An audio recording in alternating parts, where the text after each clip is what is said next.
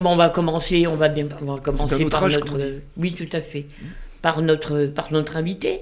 Très bien. Alors, je vous écoute. Je vais ben, saisir cette opportunité qui m'est donnée aujourd'hui pour répondre à vos questions, comme d'habitude. Cette opportunité. Elle vous est toujours donnée, hein. Elle vous est toujours donnée. Ça, je le sais bien et je vous en remercie. Merci pour cette invitation. Alors, on est en pleine période électorale. Ah bon? Et je sais pas, qu'est-ce que vous avez pensé du débat Oh, il y aurait fort à dire sur le débat. Alors, on en fait toujours un événement. Je vais vous faire ce commentaire-là, mais on en fait toujours un événement. Mais on se rend compte au fil des débats qu'on est bien loin et il faut garder sa part de critique, hein. Même si, vous le savez, personne ne sera surpris si j'avançais le fait de voter Emmanuel Macron. Il faut garder cette part de critique, mais force est de constater que ces fameux débats, moi j'étais évidemment très jeune, j'ai eu l'occasion de pouvoir en observer certains, et même avant que je ne sois né. Effectivement, on est bien loin de ces grands débats qui sont restés, et pour certains dans l'histoire. Vous pensez à El Kabak? Exactement, mais on se souvient d'ailleurs de certaines formules, hein, et notamment lors des débats entre Valéry Giscard d'Estaing et François Mitterrand, ou François Mitterrand et Jacques Chirac. Oui, l'exercice, on était bien loin de cet exercice-là, mais je pense qu'on est habitué aussi à cette communication où on est dans une période où le tout communication va partout. Donc je pense qu'on y attache un peu moins d'importance. Avant, l'exercice était plus rare. Donc, non pas que les présidents étaient beaucoup plus préparés, mais c'était relayé de toutes parts parce qu'il n'y avait quasiment que cette communication, j'allais dire, un peu extraordinaire. De nos jours, les débats entre candidats se font assez régulièrement. L'invective est souvent utilisée. Et donc, de fait, cette sur-communication nous entraîne évidemment à minimiser l'impact du débat, et notamment sur les suffrages qui auront lieu dimanche. Moi, j'en suis convaincu, même s'il y a une part là d'interprétation, parce que je ne suis pas en mesure de pouvoir faire des statistiques. Le Muppet Show vous manque, c'est ça? Oui, j'ai connu. Le Muppet Show de Stéphane Collaro, voilà. Je l'ai bien connu, c'est ma génération, Bah oui, effectivement. Je vais avoir 50 ans fin d'année. Je suis de la vôtre. Effectivement, beaucoup de choses ont été dites durant ce débat. Je ne vais pas revenir sur le fait... D'ailleurs, je pense manquer cruellement d'objectivité. Si on devait faire un parallèle entre les deux projets, je pense qu'il y a un projet qui est très très clair, très établi, financé, et même si, je vous dis assez régulièrement, emprunter cette formule. Il ne faut pas s'interdire de dire des vérités. Et pour autant que le président ait pu être attaqué sur cette proposition liée à la retraite, je pense qu'il faut avoir le courage de le dire, d'observer la situation, autant au niveau des comptes, et puis d'une réalité, et sinon que démographique. Il y a de moins en moins d'actifs pour verser les retraites, c'est s'assurer d'un régime de retraite. Et puis là où j'ai trouvé que d'un autre côté, Marine Le Pen n'était pas très très claire, certes parle-t-elle de 42 ans d'annuité, elle donne l'exemple d'un jeune qui démarrerait à 18 ans, et qui donc... Voilà, je suis désolé, c'est revenu. C'est revenu, monsieur le député, c'est les petits problèmes techniques du direct. Mais je le comprends. Voilà. C'est la preuve irréfutable que nous sommes en direct. Donc, je le disais, oui, au niveau des retraites, on le voit bien. C'est non pas lourd à porter, parce que évoquer des sujets, et notamment comme la retraite et la porter à 65 ans, le président l'a expliqué, hein, ça va se faire de manière progressive. Et donc, la pénibilité sera prise en compte comme ça l'a déjà été jusqu'alors. On voit dans le projet inverse justement que la pénibilité ne sera plus prise en compte. Il y a un exemple qui a été donné par la candidate Marine Le Pen, et notamment au niveau des 42 annuités. Effectivement, ça sera le minimum à effectuer. Elle n'a pas évoqué cette éventualité d'une personne et d'un jeune qui démarrait à travailler à 25 ans. Si on rajoute 42 ou 25, ça fait bien 67 ans. Donc c'est un leurre d'imaginer que tout le monde pourrait partir à l'âge de 60 ans. C'est, j'allais dire, presque bien ficelé, et je pense que c'est véritablement un raccourci. Puis le président a su expliquer pourquoi aussi cette réforme. Je vous l'ai dit tout à l'heure, le nombre d'actifs est en diminution. Je pense que pour régler ces pensions... Ouais, il faut juste, Dom, mais voir une petite claque sur la table et puis savoir partir. Tu vois? Alors, tant que vous mettiez Incroyable, c'est Madame Arnica, là. Alors, ça devrait être OK maintenant. Ouais. Incroyable. Bon. Pour autant que vous en réussissiez à mettre une claque à la table, Oui. et ne pas me la mettre directement, Ah non, jusque-là, je resterai là. Moi, je ne peux pas mettre la claque. Voilà, mais bon, je vous le disais, on voit bien que les projets sont bien différents. L'un est clair, limpide, financé, avec évidemment, parfois, je vous le disais, ce sujet du départ à la retraite qui sera poussé. Et force est de constater, on le sait très très bien, nous vivons, j'allais dire, de mieux en mieux, pas forcément économiquement parlant, mais nous vivons de plus en plus longtemps. Ça ne concerne pas l'ensemble de la population, mais en tout cas, je réitère, il y a des carrières spécifiques et des métiers spécifiques où la pénibilité sera reconnue et ne sera pas, et ces personnes ne rentreront pas dans le dispositif proposé par le président de la République. Moi, ce qui m'a quelque peu estomaqué, et notamment à travers les commentaires qui ont été formulés lors des sujets internationaux, et notamment évoqués par la candidate Marine Le Pen, c'est d'évoquer en fait un Frexit bien déguisé. Parce qu'on a pu le voir sur des sujets. Elle propose la fin de la souveraineté française, l'alliance avec Vladimir Poutine, la sortie de l'OTAN, on l'a vu, jusqu'à renoncer, et ça a été dit il y a quelques jours, à l'amitié franco-allemande. Je pense que c'est une manière tout à fait indirecte de démontrer que Marine Le Pen veut sortir de l'Europe. À l'heure où nous traversons bon nombre de difficultés. Je ne vais pas revenir sur les problématiques, sur la guerre en Ukraine. On voit bien que l'Union européenne... J'ai évoqué la situation au niveau de la sortie de l'Europe. Force est de constater que la situation est en lien avec la guerre en Ukraine nous démontre à quel point nous avons besoin d'Europe. Il y a encore quelques mois, je le disais la dernière fois lorsque je suis venu ici, on parle aujourd'hui d'une Europe de la défense. Il y a quelques mois... il aurait été bien difficile d'imaginer que les Allemands puissent y contribuer. La guerre est à nos portes et nous avons plus que jamais besoin de cette Union européenne. Force est de constater que Marine Le Pen voudrait en sortir. Mais ce qui m'a estomaqué, je vous l'ai dit pour reprendre le mot utilisé tout à l'heure, c'est lors de la séquence sur les travailleurs détachés, d'entendre Marine Le Pen qualifier d'étrangers, c'est bien le mot, je l'ai écouté à plusieurs fois, d'étrangers, les travailleurs détachés européens. Je pense que les frontaliers de notre secteur apprécieront. C'est vous dire à quel point on est bien loin des réalités et que celle des frontaliers, pour exemple, n'est même pas prise en compte, ou non seulement n'est pas prise en compte, mais complètement galvaudée par le fait de pouvoir les définir comme étant des étrangers. Je pense qu'on est vraiment loin des réalités et ça m'inquiète quelque peu au regard du fait que je sois évidemment député de cette circonscription qui jouxte deux frontières.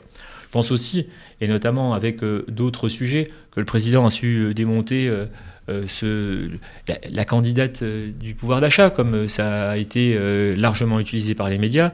Je pense que le président a fait la démonstration, comme moi-même, je peux le faire lorsque je rencontre certaines personnes sur la TVA à 0%. Elle avait déjà été proposée, et notamment par mon prédécesseur Christian Eckert, qui a été chargé du budget. On sait très très bien que ces sujets-là... Moi, j'ai eu l'occasion de porter une fois un amendement à ce sujet, pensant sur certains produits qu'il serait bien d'avoir une TVA à 0. Les chiffres nous montrent bien, et le président a su l'expliquer, qu'en réalité les prix ne baissent pas, ou dans une suite logique, les prix baissent un tout petit peu, justifié par le fait que la TVA ne soit plus appliquée sur le produit en question. Ça dure 15 jours, 3 semaines, et ensuite ces produits d'appel reviennent à un prix quasiment identique à la quinzaine précédente, et vous avez là des marges supplémentaires. L'État ne ramasse plus la TVA, et le vendeur de ces produits, les supermarchés, ont des marges évidemment plus importantes. Ça revient à dire que la marge supérieure correspond à celle que la TVA qui n'est plus payée. Ça a été souligné, il y a des chiffres qui sont sortis, ça représente, j'allais dire presque c'est pas rien, parce que pour beaucoup ça peut être quelque chose, mais 13 € par an. Et puis je pense qu'il a su démontrer le niveau tout à fait inégalitaire de la démarche, pour autant que certaines personnes, évidemment, soient en difficulté, et il faut pas manquer de pouvoir le dire. Beaucoup de choses ont été faites pendant 5 ans, mais il y en a encore plein d'autres à faire. Tout n'est pas parfait, il y a des erreurs de fait. Moi, je ne m'interdis pas de le dire.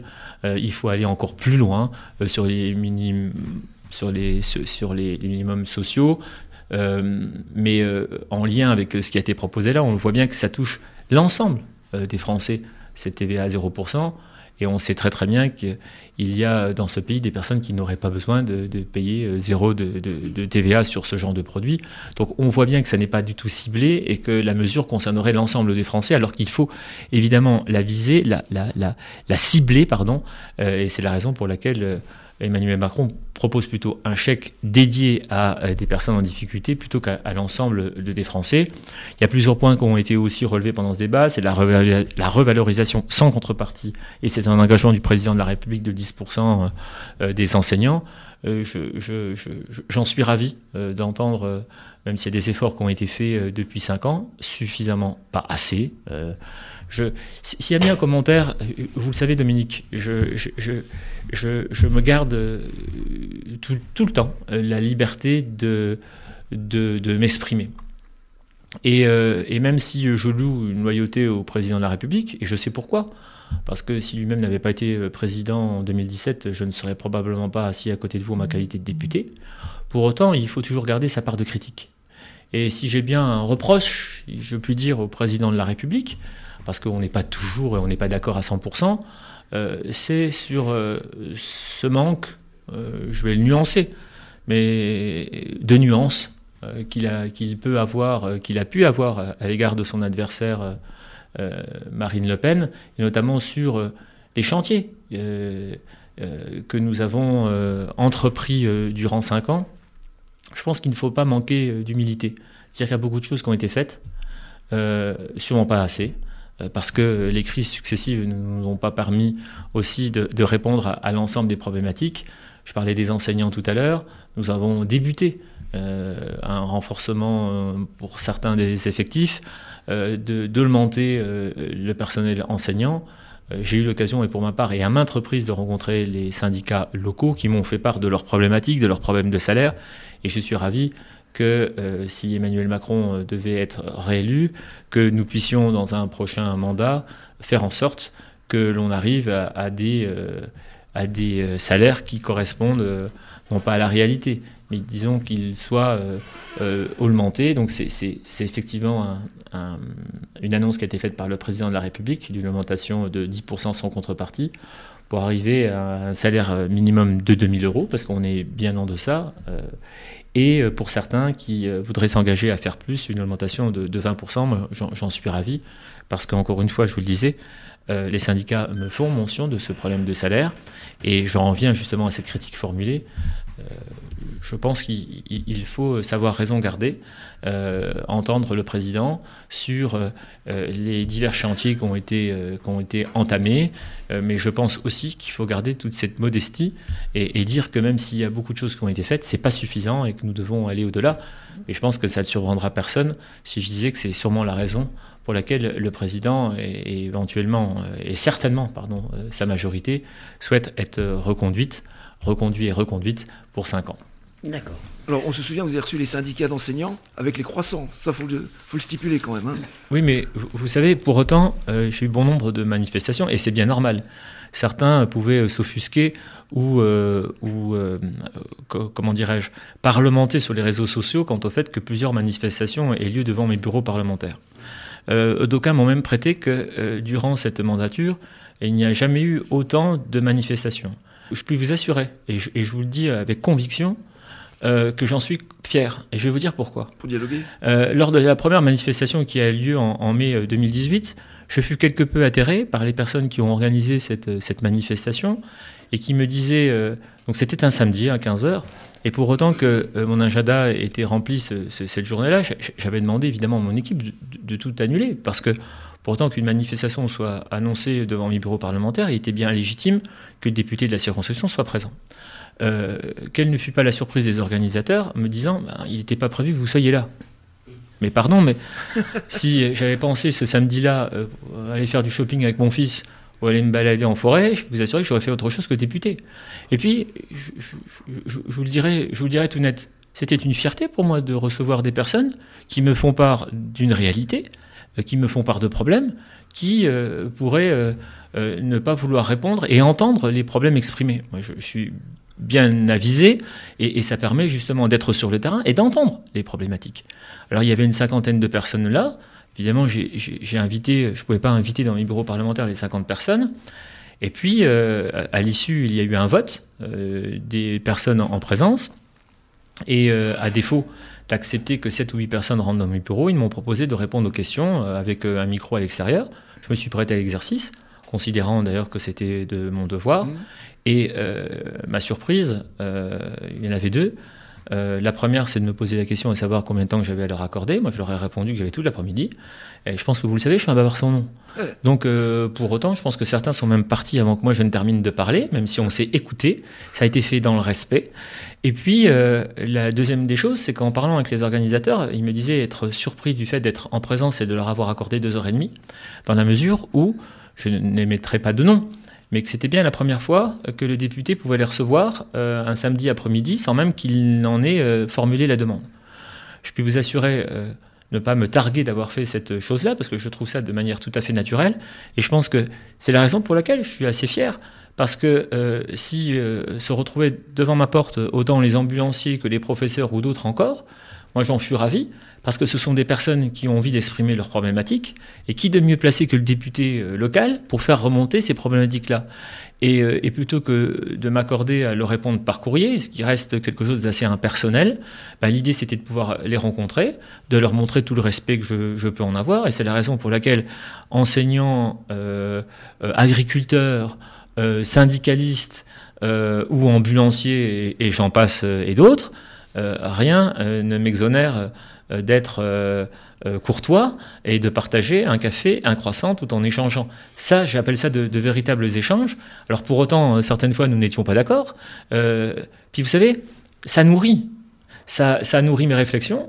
Et il m'est bien arrivé sur bon nombre de sujets d'entendre des discours qui pouvaient être portés au niveau national et de pouvoir, assis sur mon siège en commission ou à l'Assemblée, pouvoir nuancer les commentaires qui étaient faits au niveau national en leur disant non, attendez, la réalité des choses sur le terrain, elle n'est pas celle-ci. Moi, j'ai rencontré un tel, et ils m'ont fait part de cette situation, et je les crois volontiers, et on pouvait justement recouper ces informations avec d'autres collègues. Donc je pense qu'il faut se nourrir de ces échanges. Alors, évidemment, on appelle ça des manifestations. Mais effectivement, ils viennent manifester leur mécontentement, et Dieu sait qu'il y a de quoi les exprimer. Le système est perfectible, j'ai déjà eu l'occasion de le dire, et je réitère mon commentaire, qui de mieux placé que le député local pour entendre de la population et des différents organismes, qu'ils soient syndicaux, enseignants, je vous l'ai dit, ou différents corps de métier, que d'écouter les doléances exprimées pour les faire remonter et améliorer les choses. Dieu. Alors, on a voté il y a quelque temps. Qu'avez-vous pensé des résultats de la 3e circonscription ? Alors, ils sont quasiment, alors non pas conformes aux résultats nationaux. Je les ai sous les yeux, pour dire vrai. Marine Le Pen a fait 30% donc, au premier tour. Emmanuel Macron est arrivé second avec 24%. Jean-Luc Mélenchon en 3e position avec 23%. Puis vient M. Zemmour, messieurs Roussel, Jadot et Mme Pécresse. M. Roussel qui fait 3,2% et Mme Pécresse 2,5%. On peut noter un taux d'abstention de 31%. Il est difficile de faire des commentaires sur des résultats qui sont relativement ciblés. Allez, je m'accorderai cet avantage ou ce moment que vous m'offrez pour appeler les gens à aller voter dimanche. Loin de moi l'idée présentement de faire l'étalage du programme d'Emmanuel Macron. C'est plutôt un appel à aller voter. Chacun en conscience fera évidemment ce qu'il souhaite. Je n'ai jamais regardé d'un air méprisant quelqu'un qui pouvait voter Marine Le Pen. Il y a des explications à tout cela. Et il n'y a pas lieu de penser que même si cet électorat au premier tour a réuni 30%, on puisse considérer que ce soit 30% de personnes, excusez-moi d'emprunter une expression un peu triviale pour ne pas dire vulgaire, qui n'auraient rien dans le ciboulot ou autre. Je n'ai jamais vu de cette manière, au regard du fait, et il faut l'avouer, je vous l'ai dit, il ne faut pas s'interdire de vérité, que j'ai moi-même, et parfois pas forcément dans un environnement proche, mais des personnes qui votent et qui m'expliquent les raisons, et je pense qu'il faut, plutôt que de critiquer, les écouter. Dans le dialogue, quoi. Exactement. Toujours dans le dialogue. Le vote est un droit. Jackie, on t'entend pas à la radio, hein. Tout à fait, c'est un droit. Certains vous diraient que ce n'est pas non plus une obligation. on est toujours en reste lorsqu'on observe un taux d'abstention sur notre territoire de 31%, mais qui n'est au final pas au regard de ce qu'on pouvait annoncer. C'est-à-dire une abstention record en 2022. Force est de constater que ça n'a pas été le cas. J'espère en tout cas que les chiffres sont meilleurs ou du moins pas moins bons qu'en 2017. Nous verrons ça d'ici 2 jours et demi. L'abstention, ça arrange qui pour vous? Dans ce cas de figure, vous savez, les discours sont différents en fonction que vous soyez premier, deuxième. Il est difficile de pouvoir le dire en toute objectivité. En plus, je pense que la démarche pour les uns n'est pas la même que pour d'autres. Certains ne vont pas se déplacer parce qu'ils ne se reconnaissent aucunement dans les deux candidats, mais vous avez aussi une proportion de personnes qui n'ont déjà pas été votées au premier tour parce qu'ils ne se reconnaissent pas du tout dans les choix qui sont proposés. Je pense que nous devons avoir une véritable réflexion, revoir à ce niveau-là nos institutions. Nous devons aussi, mais c'est toute la difficulté, c'est franco-français. C'est-à-dire que, et je suis français, donc je me mets dans le lot, je ne suis pas là pour critiquer, mais tout le monde, ou en tout cas beaucoup de personnes veulent changer, autant le mode de scrutin, le faciliter, le simplifier. Quand je disais que c'était franco-français, c'est-à-dire qu'on veut toujours tout changer, puis finalement, quand le changement arrive, tout le monde en est réfractaire. Et je me mets dans l'eau, et je pourrais même me mettre dans l'eau de ces, pour paraphraser le président de la République, de ces Français très souvent en train de râler. Moi, j'en fais partie, donc moi, ça ne m'offense pas de pouvoir le dire. Et il est vrai qu'on râle souvent, parce qu'on se dit, et pourquoi on ne changerait pas la manière de faire? Mais d'aucuns, aujourd'hui, qui soulèvent cette possibilité, et notamment, par exemple, par le vote électronique, sont déjà en train d'aiguiser leurs arguments en disant que peut-être que le résultat ne serait pas aussi légitime que des résultats transmis par le numérique, par un vote numérique. Est-ce que les résultats seraient véritablement fiables? Est-ce que le pouvoir en place n'aurait pas toute la mesure de manipuler? Les questions sont légitimes. Mais c'est ce qui nous paraît évidemment compliqué à mettre en place. On devrait non pas se conformer, mais prendre en compte cette jeunesse qui souhaiterait, et j'en suis assez convaincu, pouvoir sortir leur smartphone, aller sur l'appli, et puis aller le matin en se réveillant. Voilà. Alors, il est vrai que ça peut être critiquable, parce que le fait de pouvoir se lever le matin et d'aller à son bureau de vote, c'est un acte citoyen. Moi, je sais que j'apprécie de le faire. C'est aussi un moment d'échange, c'est un moment de rencontre. Exactement, de vivre ensemble. J'ai pu noter il y a une dizaine de jours, presque 15 jours dimanche, il faisait très très beau lors du premier tour. Vous le savez, je vote à Villers-la-Montagne, les bureaux sont à Villers. Ça fait plaisir de voir autant de gens à l'extérieur se parler, alors que de nos jours, nous sommes et très très souvent en eau chez nous. Alors certes, certains plus que d'autres, mais ça crée du lien. Et il est vrai que ce vote par correspondance, on enlève. Je pense qu'il faut aussi avoir cette réflexion parce que ça pourrait justement toucher et convenir à bon nombre de nos concitoyens et notamment les plus jeunes sur le vote électronique. Oui. Peut-être faire une garden party devant les bureaux de vote, quoi. Ça ferait peut-être venir les gens, quoi. Une merguez à bulletin de vote. Une merguez à bulletin de vote. Certains ont exprimé l'idée, moi j'y suis quelque peu réfractaire, l'idée de favoriser le déplacement des électeurs, bon d'achat. Et notamment par une incitation fiscale ou d'achat. Je trouve que c'est quelque peu... ça donne une image d'un suffrage à contrepartie. Depuis quand pourrions-nous favoriser financièrement quelqu'un qui va se déplacer pour voter? On est en train de parler de démocratie, de république, et je trouve que les deux sujets ne sont évidemment pas compatibles. En tout cas, pour ma part, c'est mon point de vue. C'est exactement acheter un vote, quoi. On ne va pas payer pour les voter.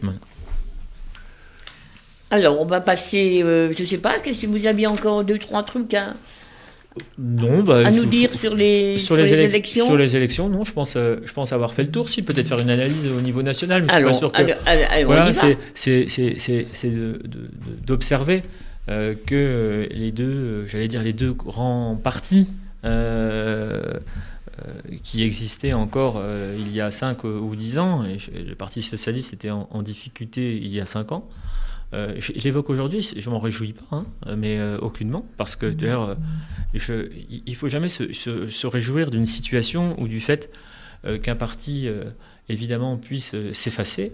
Je pense notamment au parti socialiste, et déjà par respect pour les gens qui ont fait partie de ce parti, et puis considérer que l'histoire se répète et que le jour viendra où le parti auquel j'appartiens finira très probablement de la sorte. Tout comme il n'est pas du tout question pour moi de m'être réjoui qu'un tel ou un tel puisse perdre son mandat. Viendra mon tour, hein. C'est bel et bien le jeu, si je puis dire. Et donc, moi, je ne me réjouis pas de la défaite des autres. Évidemment, je me contente d'observer pour l'heure que le président a fini premier au premier tour.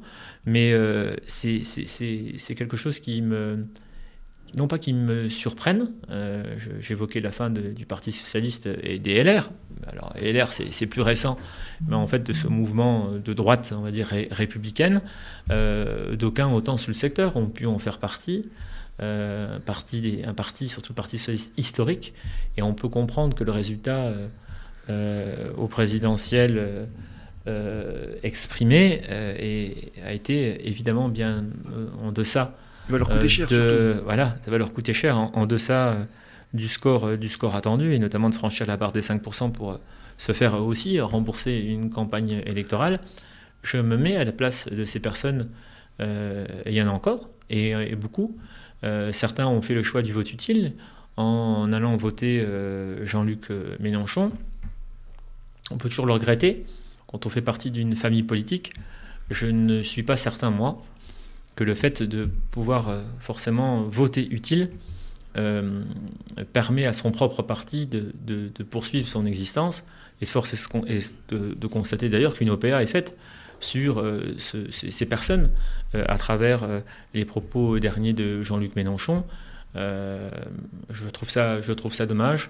Le vote utile, on peut le comprendre. L'idée, c'était, à mon sens, d'essayer de tenter d'exprimer qu'une gauche existe. Moi, j'en suis convaincu qu'elle existe encore, peut-être plus à travers ce Parti socialiste, mais ce vote utile dirigé à l'endroit de Jean-Luc Mélenchon, je pense que beaucoup de choses les séparent. Moi, je suis à l'Assemblée nationale, je peux vous assurer que beaucoup d'éléments les différencient.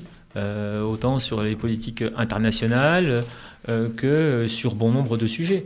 Au niveau écologique d'ailleurs, on le voit, autant les Verts que les socialistes n'ont pas du tout les mêmes positions que la France insoumise, sinon pas les mêmes pratiques démographiques. La 6e République, les uns sont pour, les autres sont contre.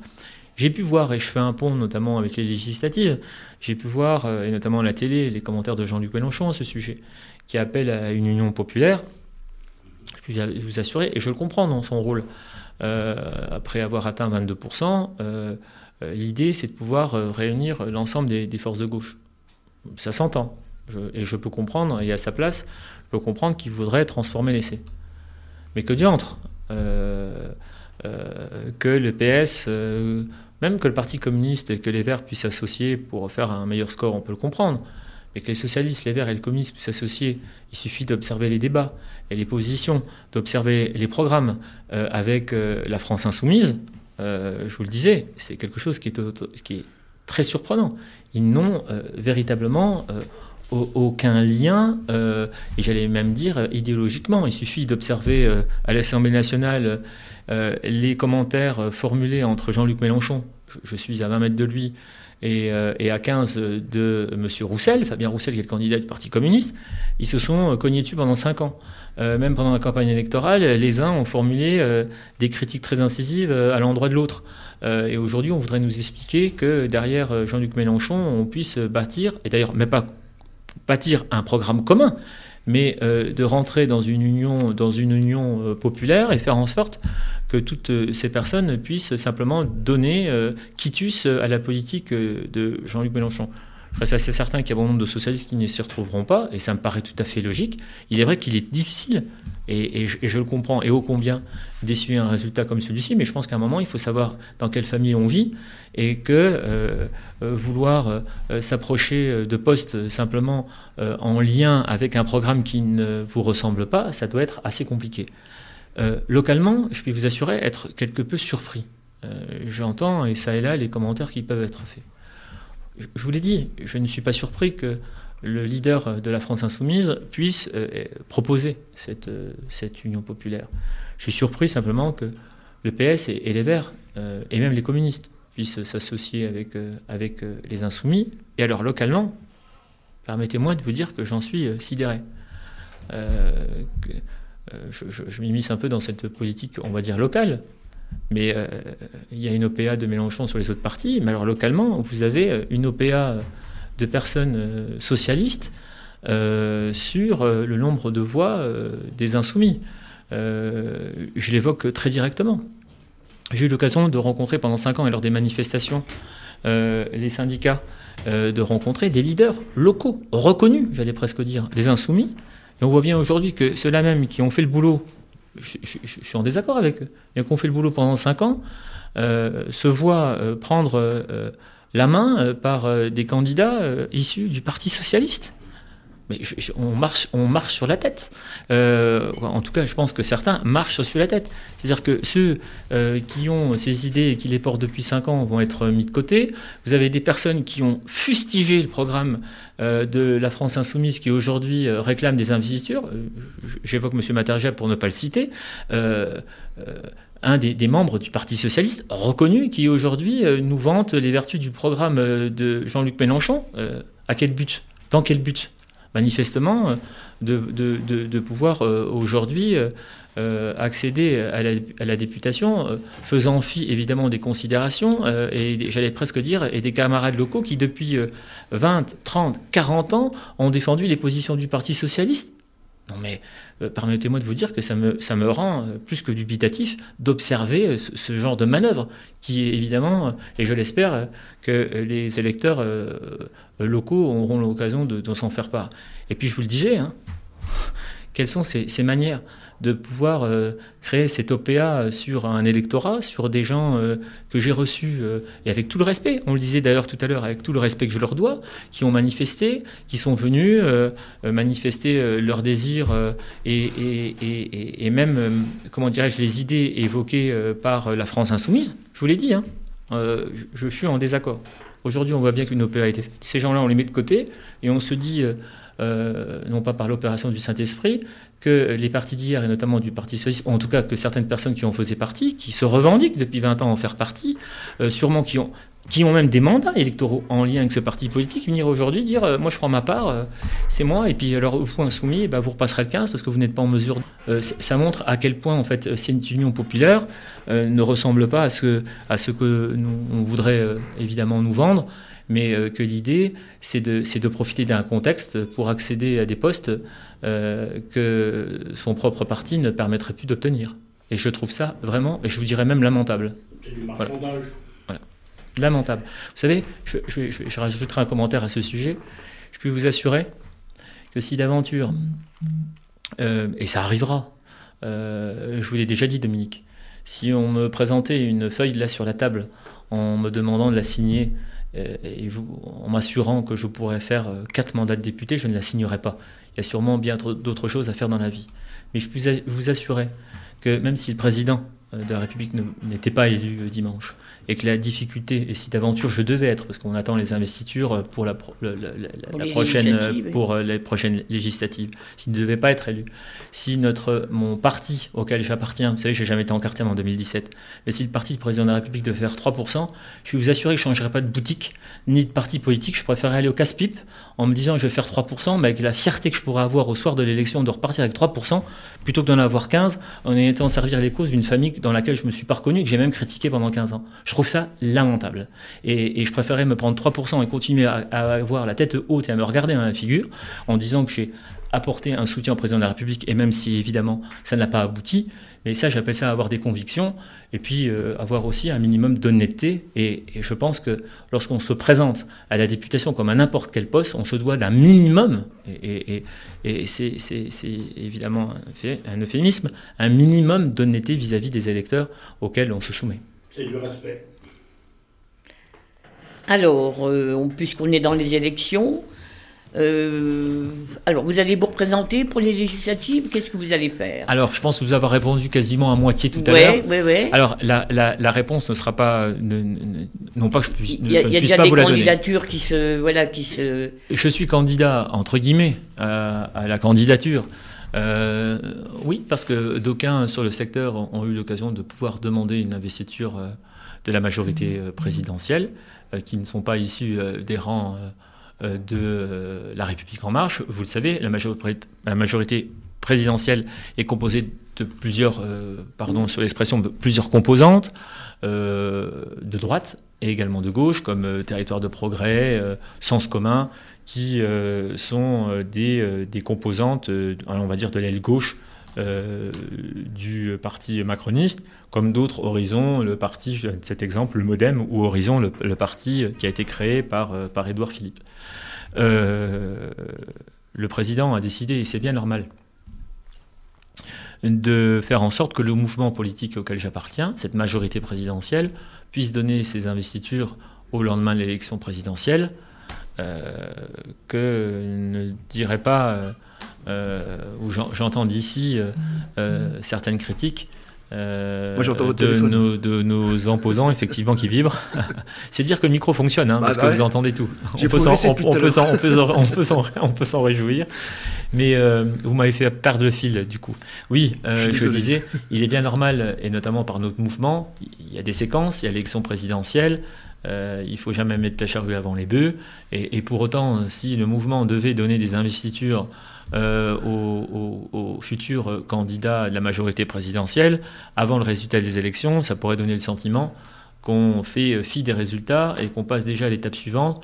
En gros, qu'on puisse déjà considérer que le président est gagné. Moi, je ne pense déjà pas qu'il est forcément gagné.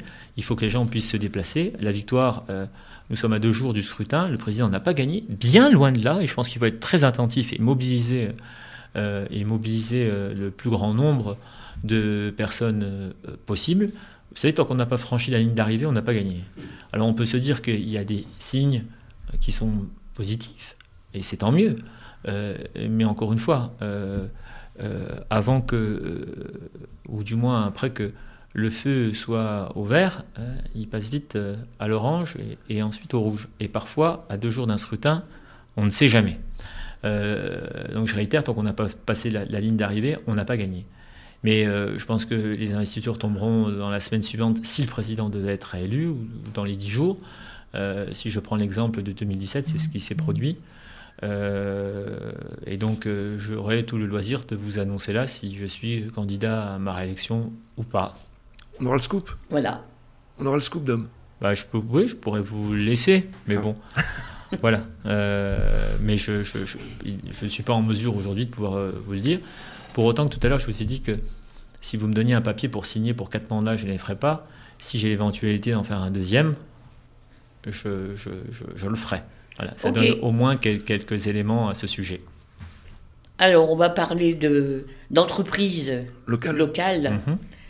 Il y a une période difficile à l'usine Eurostamp. Mm-hmm. Alors, qu'est-ce que vous en pensez? Il n'y a pas que. Hein. Il n'y a pas que. Si vous me permettez, vous le savez, l'idée, c'est véritablement pas de mettre en touche, mais j'ai pu voir qu'on avait encore un peu de temps. Oui. Et je reviendrai sur Eurostamp. Et l'idée, encore une fois, c'est pas de le mettre de côté. Je connais bien le sujet. En plus, c'est une entreprise qui est installée sur Villers-la-Montagne. Il y a pas mal de choses qui ont été faites et j'ai bon nombre de choses à dire. Je voudrais simplement terminer, parce que je vous disais que même si 4 mandats, je ne ferais pas avoir la possibilité d'en faire un deuxième, évidemment, je le souhaiterais. Je voudrais aussi vous dire pourquoi.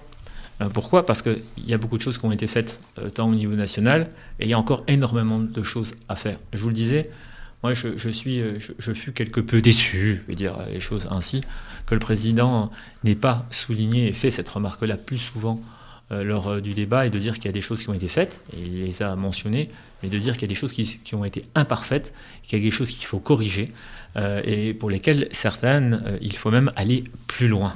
Et que, certes, le président n'est pas parfait, moi je ne le suis pas non plus, personne ne l'est, mais je pense qu'il ne faut pas s'interdire de dire que parfois il y a eu des erreurs, ou qu'il faut aller plus loin, qu'il faut améliorer les choses. Et c'est en ça où j'ai pu le voir même à travers mon mandat, même si au niveau national, j'ai pu apporter quelques amendements que ce soit. Exactement. Mais ce pourquoi aussi, je reste assez...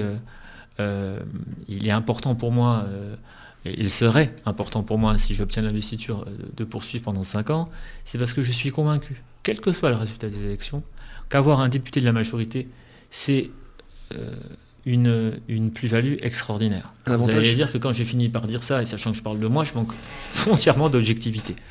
Mais je le penserais, et même si d'aventure, cela devait être un autre président, une autre présidente en place. Pourquoi ? Parce que les arbitrages sont évidemment différents. Lorsque vous faites partie de la majorité, vous avez tous les contacts. Vous avez les entrées au ministère.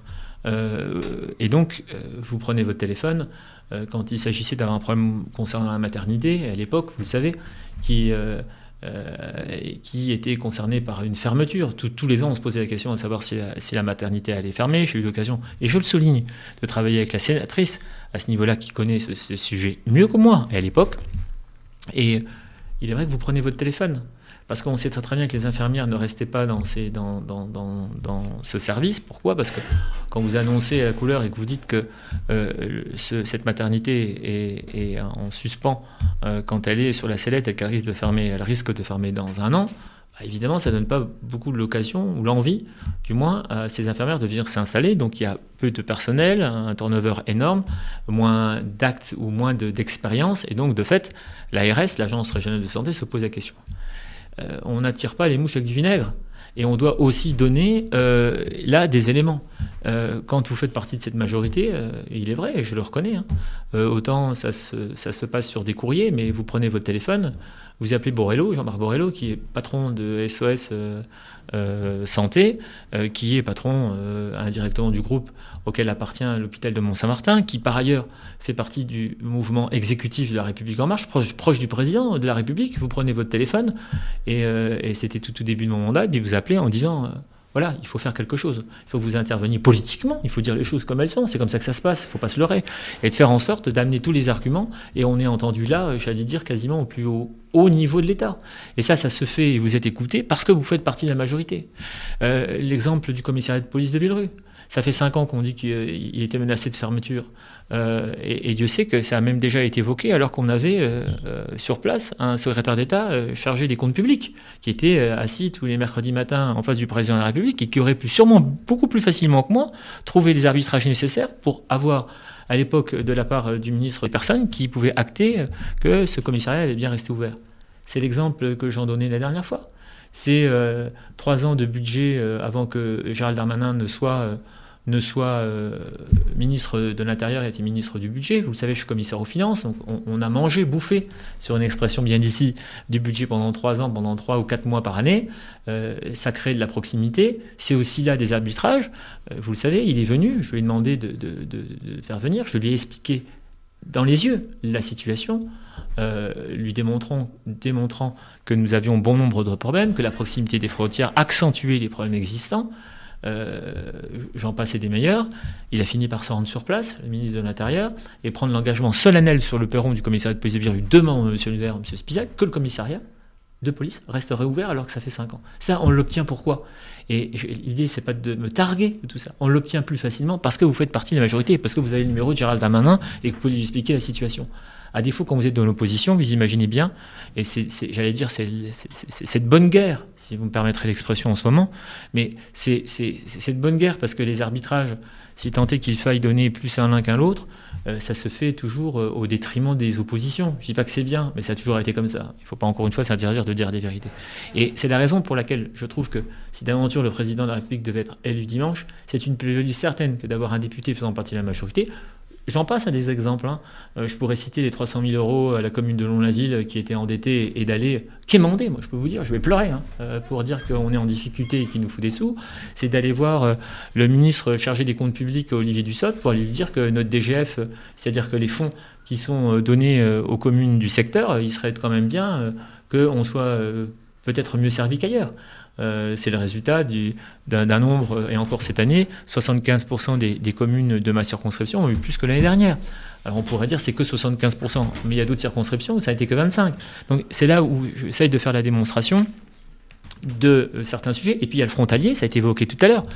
qui de mieux placé, le commentaire paraît très présomptueux, mais j'en prends presque ma part et je vous le dis avec un sourire, qui de mieux placé qu'un ancien frontalier pour évoquer le nombre de gens impressionnants que j'ai pu rencontrer et qui m'ont fait part de leurs problématiques.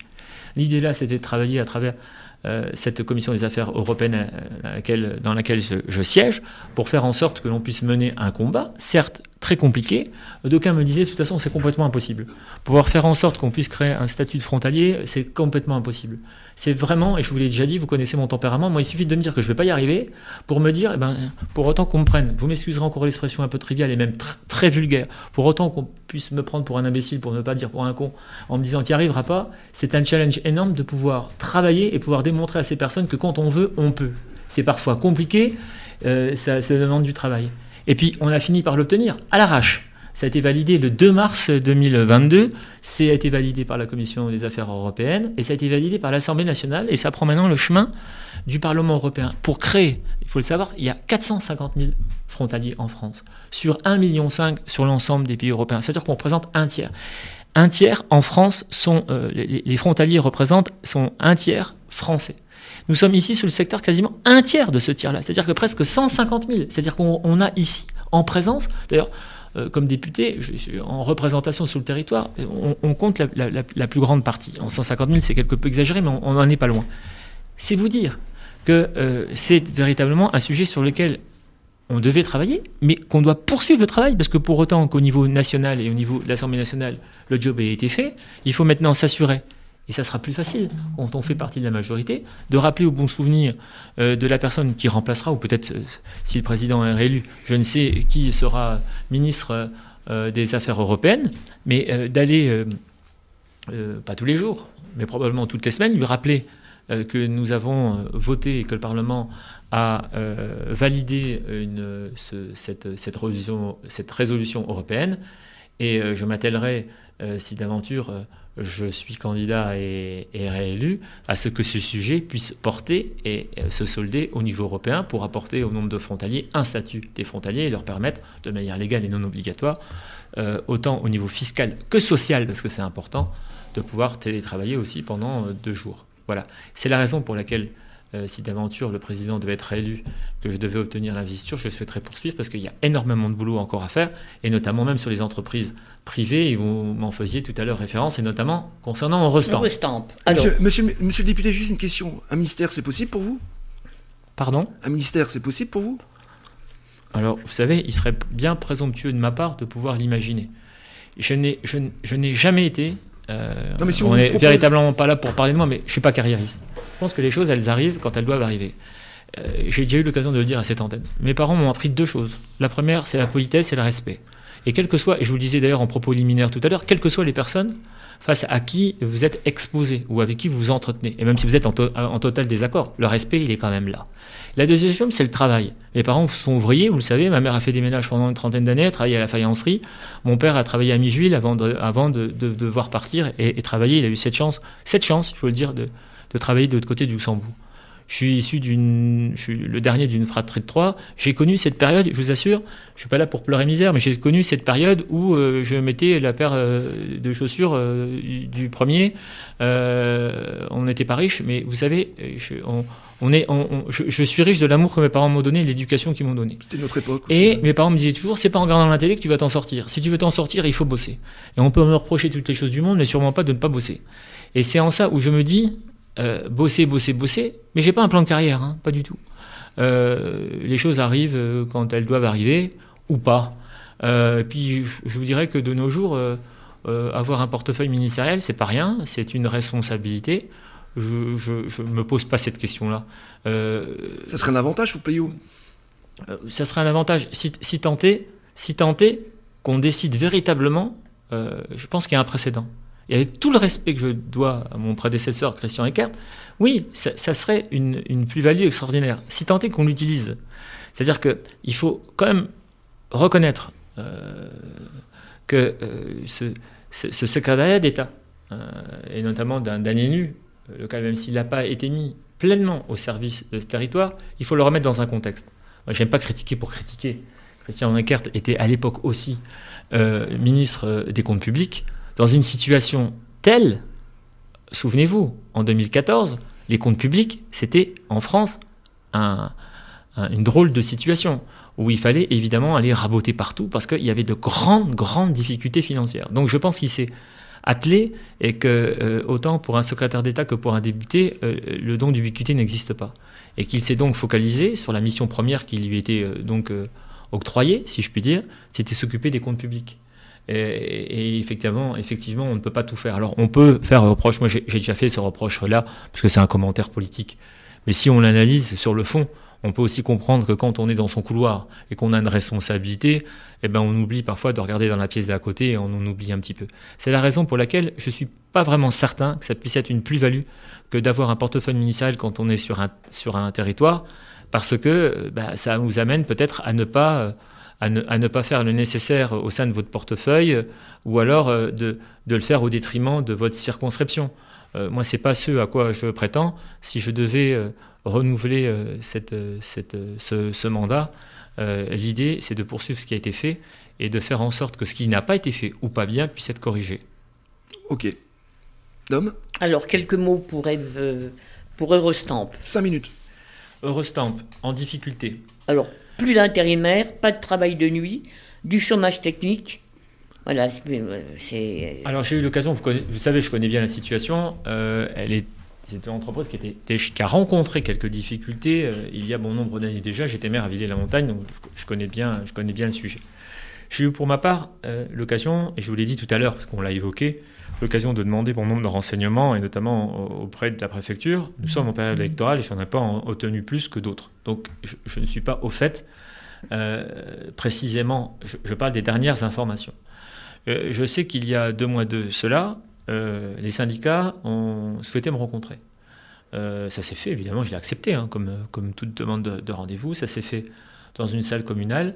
Ça a été formulé, cette demande a été formulée à M. le maire de Villers-la-Montagne, qui nous a proposé une salle, et nous avons rencontré les différentes composantes des syndicats d'Eurostamp, qui nous ont fait part de leurs inquiétudes liées à la situation, qui rencontrent évidemment un redéploiement et une organisation particulière. Ça fait partie d'un grand groupe, et donc ils ont des objectifs de restructuration.